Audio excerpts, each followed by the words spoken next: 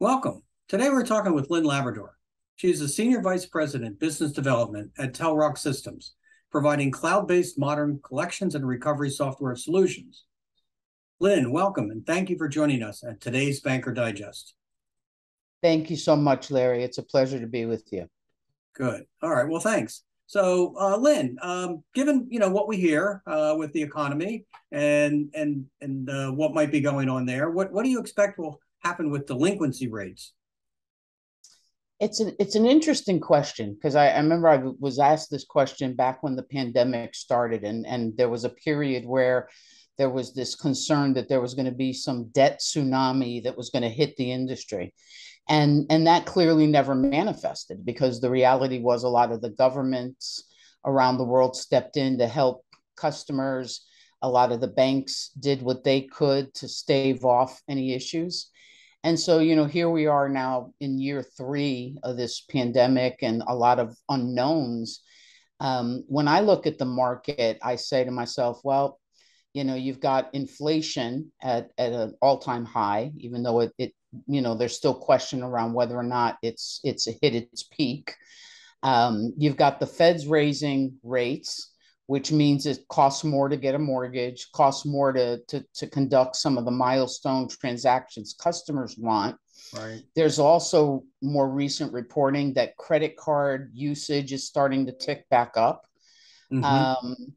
And I think that those unknowns are creating a little bit of noise where I would argue that, I feel like that inflation is going to have an impact for a little while. And when you add that to what we've seen in the last couple of years around the use of open banking data or alternative data and these buy now, pay later programs, I have to tell you, as an old school collections manager, I'd be reading all of that as job security because every time the industry gets creative with lending, Right. there is a price to pay on the back end. So I think we are going to start to see trends deteriorating.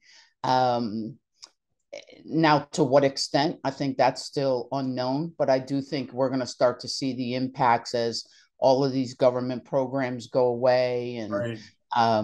the rates continue to rise. Great. Well, thank you, Lynne. Continuing with your comments about your extensive operational experience in portfolios. So, what are the key business requirements that you see for collection and recovery systems? That one, I'll tell you. I have been on the client side most of my career, and so for me, I look at kind of the simple things. I mean, at the end of the day, if you're running a collections or recovery operation, your job is to optimize your performance on the portfolio Right. at the lowest cost possible, productivity. So Right. when I look at any solution, it's got to have an ease of implementation. The user screens have to be very intuitive. I talk all the time about the number of clicks to take a promise to pay. Right. I think that those organizations that have solutions that are configurable versus custom make life a lot easier on both sides. Right. I think that a system has to be able to automate as many of your processes as possible Mm-hmm. to minimize that manual handoff and work that has to be done to maintain those systems. And I would tell you that I think one of the big ones is the ability to have an omni-channel capability. And by that, I mean a complete end-to-end solution where as a bank, as a third party, whoever, you can carve off a portion of your work Mm-hmm. into a channel that is completely self-serve. So it's got whether it's a text message or an email Right. with a link to a payment portal so the customer can completely self-serve. Right. That's important, not just from a productivity perspective, but I would argue that when you think about the demographics of the clients, the last two generations do everything on their phone. They Right. are not sitting at home waiting for a phone call. They're not answering the phone. So, Right. to the extent that you can allow them to do business with you in a channel that they are comfortable with, I think then you have a real opportunity to improve not just your performance, but your productivity. Right, right. Well, good. Thanks, Lynn. Your comments about the generations and the mobile kind of flow into my next question. So, with the significant digital transformation that is occurring, particularly in banking, what are the critical platform attributes necessary to help clients better manage their AR portfolios?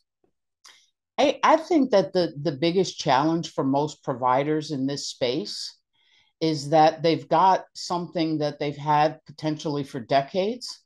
It's not cloud native, and so therefore, listen, digital is not a nice to have anymore. It's a core capability. Right, And so I think what I see happening in a lot of in this area is a lot of organizations are trying to run to bolt on a digital capability solution.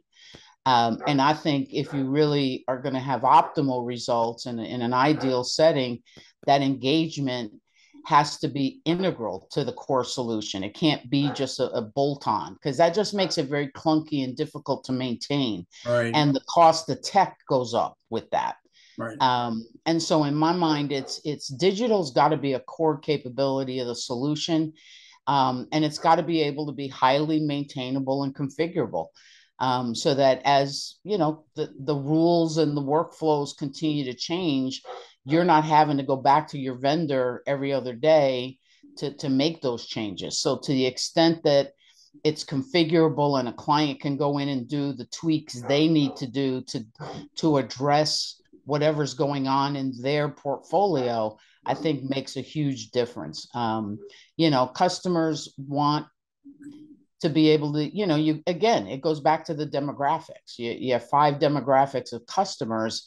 Some are going to want to pick up the phone or talk to a live agent. right, But you've got to be able to deliver the same experience across all these digital channels and at the same time, be mindful that regardless of the channel, you're seeing comparable outcomes in the performance of a portfolio. And that's the challenge for the collection shops. right, right.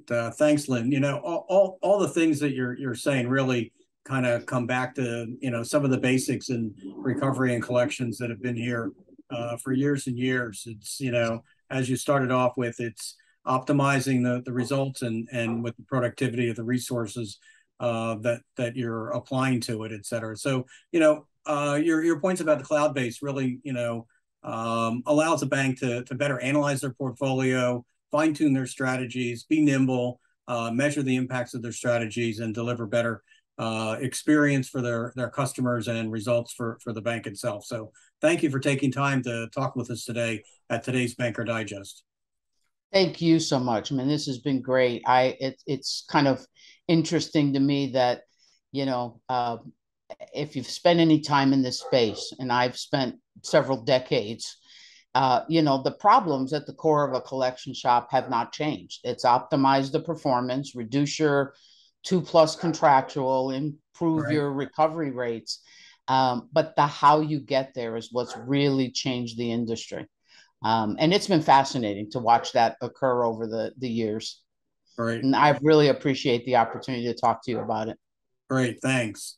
So in closing, thank you for joining today's Banker Digest. If you have additional questions for Lynn, please see the link in her bio.